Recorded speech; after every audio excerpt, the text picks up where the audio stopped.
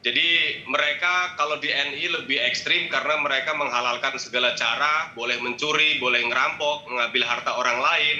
Oh. Jadi dulu kalau ada metode pembantu baru kerja 1 hari gasak harta majikan, itu dulu model-model kita. Dan informasinya di kelompok Khilafatul Muslimin juga konsep ba'i atau ghanimah ini juga diberlakukan. Boleh mengambil harta orang lain di luar kelompoknya. Karena beberapa kasus yang di daerah, jadi di lingkungan saja mereka mengambil hasil.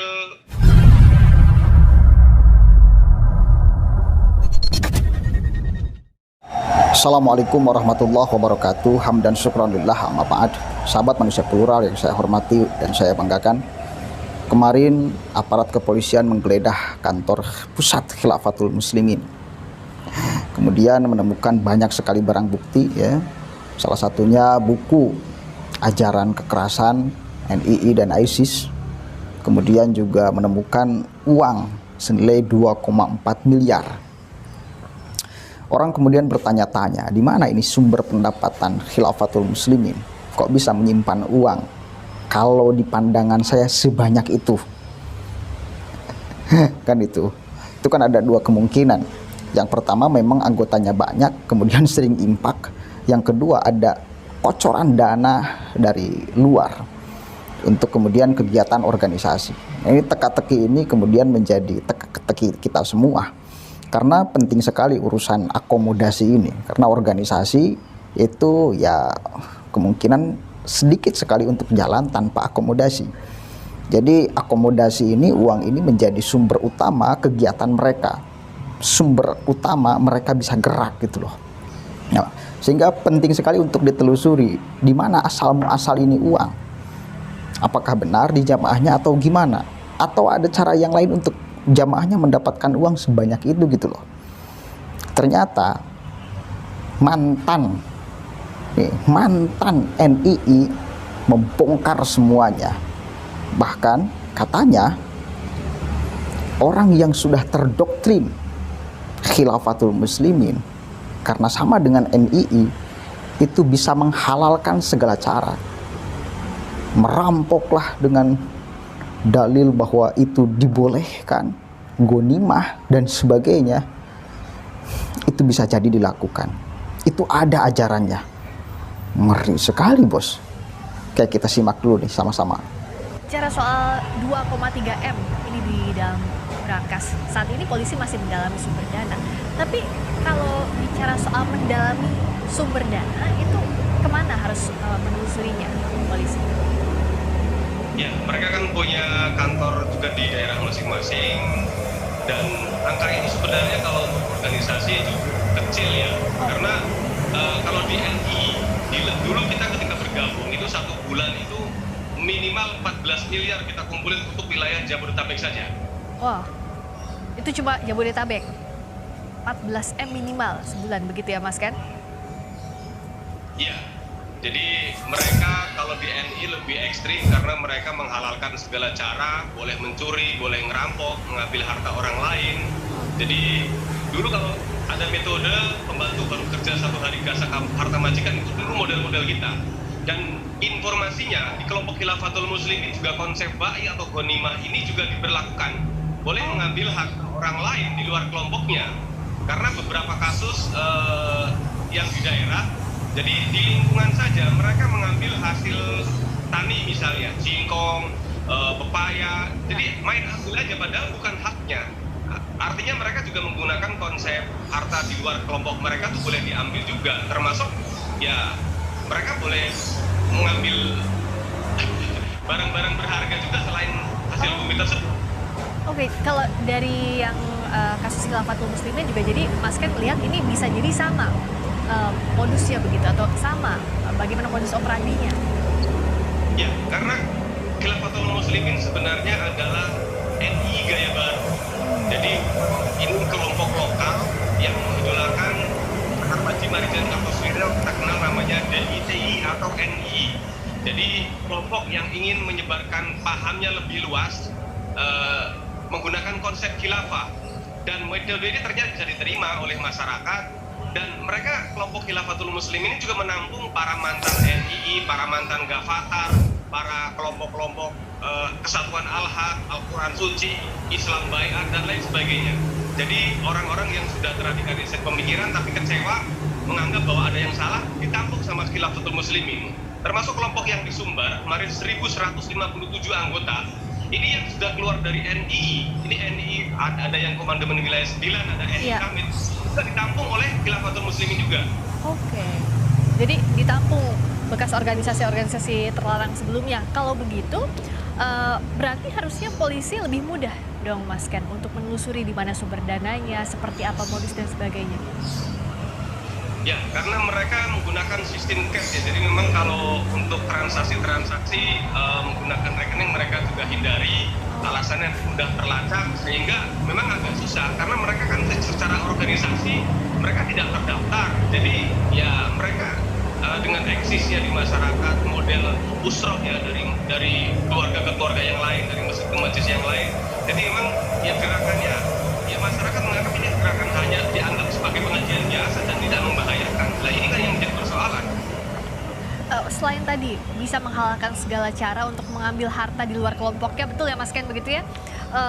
Apakah juga misalnya ada iuran tertentu dari anggota terdaftar untuk Khilafatul Muslimin ini kalau Mas Ken lihat? Ya, ada iuran bagi anggota yang sudah dibaiat atau disumpah setia, nanti ada iuran wajib dari beberapa persen dari penghasilannya nanti akan diserahkan dari usaha, dari pendidikan, dari mereka juga dari internal saja sudah menghasilkan dana yang cukup besar, apalagi dari luar. Informasi yang kita terima ada dana dari luar negeri, cuman kita belum berani sampaikan karena memang belum ada cukup bukti. Informasi awal ada pendanaan dari luar negeri. Kalau ada pendanaan dari luar, terafiliasi dengan jaringan mana Mas di luar? Ya, kelompok ini kan memang secara ideologi anti terhadap pemerintah.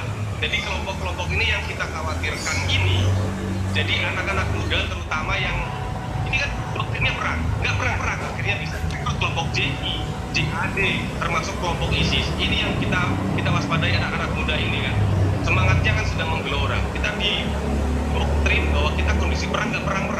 Akhirnya banyak kelompok yang ini anak-anak muda bergabung kepada JAD dan faktanya memang kelompok yang Sopir Wiranto di Banten ini jaringan Khilafatul Muslimin juga termasuk teroris yang di Bekasi juga menggunakan ID card Khilafatul Muslimin juga. Jadi yang hanya terradikalisasi pemikiran ini juga berpotensi untuk terradikalisasi aksi melakukan tindakan terorisme. Ini yang kita khawatirkan dari jumlahnya segitu banyak anggotanya, anak-anak muda yang sudah yakin, saya ragu kalau mereka hanya biasa, bisa melaksanakan aksi-aksi lone wolf juga mereka bahaya. Jadi bisakah dikatakan Mas Ken, kalau yang sudah terradikalisasi di sisi pemikiran, sudah pasti orientasinya pada aksi? Ya, orang yang sudah radikal memang belum tentu teroris, tapi yang teroris pasti radikal. Nah, orang yang sudah terradikalisasi kan sudah punya dasar yang kuat, sudah punya modal, tinggal nanti ada kesempatan. Nah ini yang mereka perlu diperhatikan, karena orang-orang ini kan secara ideologi sudah jelas, anti terhadap pemerintah, anti terhadap aparat. Jadi kemungkinan sekali mereka bisa melakukan aksi lone wolf. Kalau jaringan terorisme, saya yakin sudah dimonitor oleh Densus 88. Ya. Tapi kan Khilafatul Muslimin hanya dianggap bahayanya baru di suatu pemikiran. Tapi jangan salah, ini sudah menjadi modal awal. Jadi orang yang sudah terradikalisasi pemikiran ini sangat berpotensi untuk melakukan tindakan terorisme. Nah, kalau dana yang tadi itu apakah bisa berpotensi untuk digunakan aksi Mas Ken tadi? Sangat mungkin, karena mereka dengan segala keterbatasan, mereka sebelumnya juga pimpinan Khilafatul Muslimin yang di Bandar Lampung pernah yang ditahan karena kasus bom ikan. Jadi meledaknya di dekat Polsek. Nah ini kan hal kecil, kalau bom ikan hari ini misalnya meledak di Polres atau di Polda, ini kan juga akan mengalihkan semua perhatian menjadi kasus terorisme yang sangat luar biasa. Ngeri sekali ya. Apa yang menjadi penerangan Bang Ken ini sebagai mantan NII akut, tetapi alhamdulillah sudah tobat, merampok, mencuri atas nama, atas dalil agama. Ngeri sekali ya.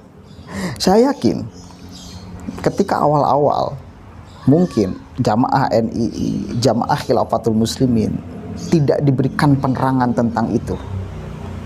Tetapi kalau sudah doktrinnya masuk nih 100%, boleh jadi jamaah Khilafatul Muslimin, jamaah NII melakukan itu. Kalau doktrinnya sudah masuk 100%, kemungkinan itu sangat bisa kemungkinan terjadi. Kenapa? Karena urusannya agama. Orang itu akan kehilangan akalnya jika dengan urusan agama. Oh, ada dalil ini kok yang membenarkan. Ini untuk membantu perjuangan kita kok. Ini untuk menegakkan syariat agama kok. Masa tidak diperbolehkan oleh Allah? Apalagi mungkin kepada orang yang kaya, yang pelit, itu sangat bisa jadi menggunakan dalil, ya dia harusnya sedekah, dia harusnya memberikan hartanya 2,5% minimal kepada orang, dan itu kita ambil karena dia tidak pernah melakukan sedekah itu. Bisa jadi itu argumentasinya. Sudah mengerikan belum? Ketika fakta-fakta ini kemudian diungkapkan ke publik. Kalau saya sebagai orang yang punya akal dan difungsikan akalnya, sudah sangat mengerikan, sudah sangat jauh sekali dengan nilai-nilai agama. Sudah sangat menyimpang sekali dari ajaran agama.